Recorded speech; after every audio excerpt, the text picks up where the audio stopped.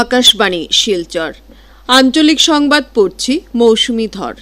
আজকের বিশেষ খবর হলো আসামের শিক্ষাক্ষেত্রের উন্নয়নের জন্য বিশ্ব ব্যাংক থেকে ২৭৫০ কোটি টাকা ঋণ নেওয়ার বিষয়ে রাজ্য মন্ত্রিসভার সিদ্ধান্ত, দেশ জুড়ে জাতীয় সম্প্রচার দিবস পালন, শিলংয়ে মূল কার্যসূচি এবং গত রবিবার কালাইনের কাছে সিন্দুরায় বেড়াতে গিয়ে পাহাড়ি নদীতে তলিয়ে যাওয়া শ্রীভূমির যুবক সৌভিক সরকারের মৃতদেহ আজ গুমরার একটি নদীতে উদ্ধার। এবারে বিস্তারিত খবর। মুখ্যমন্ত্রী ডক্টর হিমন্ত বিশ্ব শর্মার পৌরোহিত্যে আজ ডিব্রুগড়ে অনুষ্ঠিত রাজ্য মন্ত্রিসভার বৈঠকে বেশ কয়েকটি গুরুত্বপূর্ণ সিদ্ধান্ত গ্রহণ করা হয়। বৈঠকের পর মুখ্যমন্ত্রী ডক্টর শর্মা সাংবাদিকদের জানান যে আসামের পুলিশের নতুন থানা ব্যারেক সাইবার থানা নির্মাণ করার জন্য গঠিত মিশন মৈত্রী নামের সোসাইটিকে ১৫০ কোটি টাকা মঞ্জুর করা হয়েছে। আগামী ১২ই আগস্ট ১০টি সমজেলার কাজ শুরু করার প্রতি লক্ষ্য রেখে পুলিশ সুপারের 10টি পদ সৃষ্টি করার বিষয়েও মন্ত্রিসভা অনুমোদন জানায়। মুখ্যমন্ত্রী বলেন,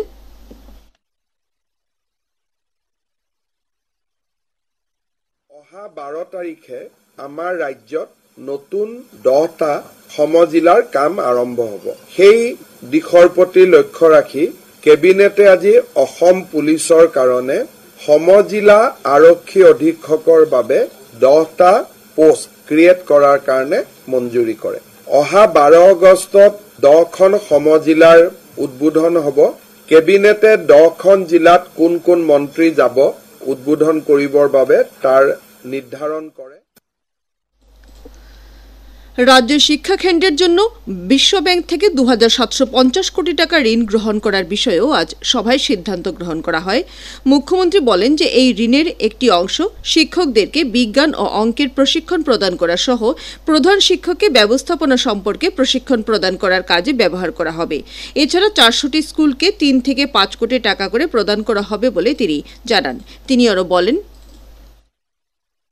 এই ২৭৫০ কোটি টকা ঋণেৰে আমি শিক্ষকসকলক বিজ্ঞান অংকৰ ওপৰত ট্ৰেইনিং কৰা, হেডমাষ্টাৰ প্ৰিন্সিপালসকলক মেনেজমেণ্ট ট্ৰেইনিং দিয়া, ছায়েন্স এণ্ড টেকনলজিৰ ওপৰত কাম কৰা আৰু ড্ৰপ আউট ৰোধ কৰাৰ বাবে এই পুঁজি ব্যয় কৰা হ'ব।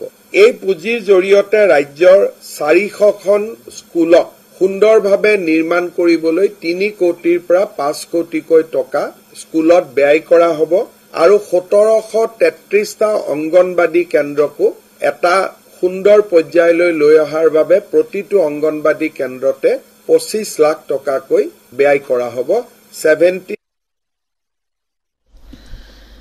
ভারতের উন্নয়ন, শিক্ষার প্রসার এবং সাংস্কৃতিক সংরক্ষণের ক্ষেত্রে সম্প্রচারের গুরুত্বপূর্ণ ভূমিকার বিষয়ে প্রচার করার উদ্দেশ্যে আজ সমগ্র দেশে জাতীয় সম্প্রচার দিবস পালন করা হচ্ছে। ১৯২৭ সালের আজকের দিনে ইন্ডিয়ান ব্রডকাস্টিং কোম্পানির বোম্বে স্টেশন থেকে দেশে প্রথমবারের জন্য বেতার সম্প্রচার আরম্ভ হয়েছিল। ১৯৩৬ সালের ৮ই জুন ইন্ডিয়ান ব্রডকাস্টিং সার্ভিসেসকে অল ইন্ডিয়া রেডিও নামে নামকরণ করা হয়েছিল এবং এরপর বিশ্বকবি রবীন্দ্রনাথ ঠাকুরের দেওয়া নাম অনুসারে এর নাম আকাশবাণী করা হয়েছিল। আকাশবাণী প্রায় ৯০ বছর ধরে স্বকীয় ধারায় শ্রোতাদের মধ্যে নিজের পরিচয় গড়ে তুলেছে। আকাশবাণীর নিজস্বতা তার তথ্যমূলক অনুষ্ঠান, সত্যনিষ্ঠ সংবাদ প্রচার এবং বৈচিত্র্যময় ভারতবর্ষের বহুভাষিক চরিত্র ও সাংস্কৃতিক বিভিন্নতাকে যথাযথভাবে জনসাধারণের মধ্যে তুলে ধরায় ব্রতী রয়েছে। স্বাধীনতা সংগ্রামের সময় তথ্য প্রচার এবং ঐক্য গড়ে তোলার স্বার্থে রেডিও জনসাধারণের কাছে যাওয়ার একটি শক্তিশালী মাধ্যম হিসেবে পরিগণিত হয়। স্বাধীনতার পরও এই মাধ্যম বিশেষ করে গ্রামাঞ্চলে সাক্ষরতা, স্বাস্থ্য সচেতনতা, কৃষি সংক্রান্ত জ্ঞানের প্রসারের ক্ষেত্রে যথেষ্ট সহায়ক হয়েছিল। এছাড়া ১৯৭১ সালের ভারত পাকিস্তান যুদ্ধ এবং ১৯৬২ সালের ভারত চীন যুদ্ধের সময়ও আকাশবাণী সংবাদ প্রচার এবং জনমত গঠনে গুরুত্বপূর্ণ ভূমিকা পালন করে। আজ জাতীয় সম্প্রচার দিবস উপলক্ষে বক্তব্য রাখতে গিয়ে প্রসার ভারতীর অধ্যক্ষ নবনীত কুমার সেহগল বলেন যে বছরের পর বছর ধরে শিক্ষা, তথ্য এবং বিনোদনের ক্ষেত্রে আকাশবাণী গুরুত্বপূর্ণ ভূমিকা পালন করে আসছে। তিনি একই সঙ্গে আগামী বছর আকাশবাণী রাষ্ট্রের কণ্ঠ হিসেবে ৯০ বছর উদযাপন করবে বলে উল্লেখ করেছেন। প্রসার ভারতীর মুখ্য কার্যবাহী আধিকারিক গৌরব দ্বিবেদী বলেছেন যে ৯০ বছরের জাতীয় ঐতিহ্য হিসেবে আকাশবাণী এখনও শক্তিশালী রূপে এগিয়ে যাচ্ছে। জাতীয় সম্প্রচার দিবসের মূল কার্যসূচি আজ শিলংয়ে অনুষ্ঠিত হয়েছে। আসাম ও মেঘালয়ে 5 দিনের সফরসূচি নিয়ে আসা আকাশবাণীর সঞ্চালক প্রধান ডক্টর প্রজ্ঞা পালিয়াল গৌড় শিলংয়ে আজ আকাশবাণীর 90 বছর পূর্তি উপলক্ষে আয়োজিত এক সঙ্গীতানুষ্ঠানে অংশগ্রহণ করেন। এই অনুষ্ঠানে মেঘালয় সরকারের আয়ুক্ত সচিব ডক্টর BDR তিওয়ারি এবং আকাশবাণী উত্তর পূর্বাঞ্চলের দায়িত্বে থাকা অতিরিক্ত সঞ্চালক প্রধান আশিস ভটনাগর সহ বহু বিশিষ্ট ব্যক্তি উপস্থিত ছিলেন। এই সঙ্গীতানুষ্ঠানে আকাশবাণী গুয়াহাটি, শিলং, আগরতলা, ইম্ফল, ইটানগর, কোহিমা এবং গ্যাংটক কেন্দ্রের অনুমোদিত সঙ্গীত শিল্পীদের সঙ্গীতানুষ্ঠান সকলকে আপ্লুত করেছে। আগামীকাল ডক্টর গৌড় শিলংয়ে মেঘালয়ের আকাশবাণী কেন্দ্রগুলোর কাজকর্ম পর্যালোচনা করবেন। আগামী 25শে জুলাই বিকেলে ডক্টর পালিয়াল গৌড় গুয়াহাটি আসবেন এবং আগামী 26শে জুলাই তিনি গুয়াহাটিতে আসামের আকাশবাণী কেন্দ্রসমূহের কাজকর্মের পর্যালোচনা করবেন। আগামী 27শে জুলাই ডক্টর গৌড় নতুন দিল্লি ফিরে যাবেন। জাতীয় সম্প্রচার দিবস উপলক্ষে লায়ন্স ক্লাব অব ভ্যালি ভিউর পক্ষ থেকে আজ আকাশবাণী শিলচর কেন্দ্রকে সম্মাননা স্মারক দিয়ে সম্মান জানানো হয়েছে। বরাক উপত্যকা সহ পার্শ্ববর্তী অঞ্চলের শিক্ষাগত, সামাজিক, সাংস্কৃতিক উন্নয়নের পাশাপাশি সঠিক সংবাদ পরিবেশনে এই কেন্দ্রের গুরুত্বপূর্ণ অবদানের স্বীকৃতিস্বরূপ এই সম্মাননা প্রদান করা হয়েছে। আকাশবাণী শিলচর কেন্দ্রের আঞ্চলিক সংবাদ এখন থেকে আমাদের ইউটিউব চ্যানেল AIR নিউজ শিলচরের মাধ্যমেও শোনা যাচ্ছে। এছাড়া আমাদের Facebook page all India radio news Silchar এবং এক্স হ্যান্ডেল @AIR নিউজ _ শিলচরের মাধ্যমেও এই সংবাদ শোনা যাবে। খবর প্রচারিত হচ্ছে আকাশবাণী শিলচর কেন্দ্র থেকে।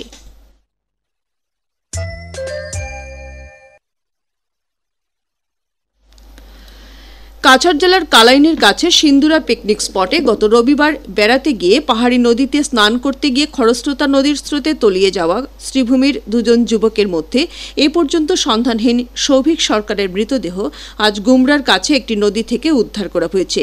নিখোঁজ 2 যুবকের মধ্যে বিশাল ঘোষের মৃতদেহ সেদিনই সিন্দুরা নদীতে পাওয়া গেলেও অন্য যুবকটি এই কদিন সন্ধানহীন ছিল।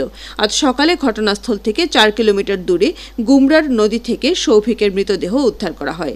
স্থানীয় জনগণ মৃতদেহটি নদীতে ভাসতে দেখে পুলিশকে খবর দেয়। পরে পুলিশ ঘটনাস্থলে এসে মৃতদেহ উদ্ধার করে মরণোত্তর পরীক্ষার জন্য শিলচর মেডিকেল কলেজ ও হাসপাতালে পাঠিয়েছে। উল্লেখ্য, শ্রীভূমি জেলার বদরপুর ও ভাঙ্গার 7 জন যুবক গত রবিবার সিন্দুরাতে বেড়াতে গিয়ে এই দুর্ঘটনাটি ঘটে। মণিপুরের বিশিষ্ট নাট্যকার, নাট্য পরিচালক, সঙ্গীত নাটক একাডেমি পুরস্কারে সম্মানিত রতন থিয়াম আজ ভোরে ইম্ফলের এক হাসপাতালে শেষ নিঃশ্বাস ত্যাগ করেছেন। বয়স হয়েছিল 77। নাট্যকার থিয়াম 1987 সাল থেকে 1989 সাল পর্যন্ত জাতীয় নাট্য বিদ্যালয়ের পরিচালক হিসেবে এবং 2013 সাল থেকে 2017 সাল পর্যন্ত জাতীয় নাট্য বিদ্যালয়ের অধ্যক্ষ হিসেবে দায়িত্ব পালন করেন। ভারতীয় নাট্য সাহিত্যে বিশেষ অবদানের স্বীকৃতিস্বরূপ তাকে 1987 সালে সঙ্গীত নাটক একাডেমি পুরস্কার, 1989 সালে পদ্মশ্রী সম্মানে সম্মানিত করা হয়। মণিপুর সরকার নাটকের ক্ষেত্রে আজীবন অবদানের স্বীকৃতিস্বরূপ তাকে বিশেষ সম্মানে ভূষিত করে। শিলচরের নাগরিক পরিকাঠামো ও অনাময় ব্যবস্থার বর্তমান অবস্থা খতিয়ে দেখতে রাজ্যের গৃহ নির্মাণ ও শহর পরিক্রমা বিভাগের আয়ুক্ত সচিব কবিতা পদ্মনাভন গতকাল শিলচরে এসে শহরের পরিকাঠামো, পানীয় জল ব্যবস্থা এবং স্বচ্ছতার বিষয়ে পর্যালোচনা করেন।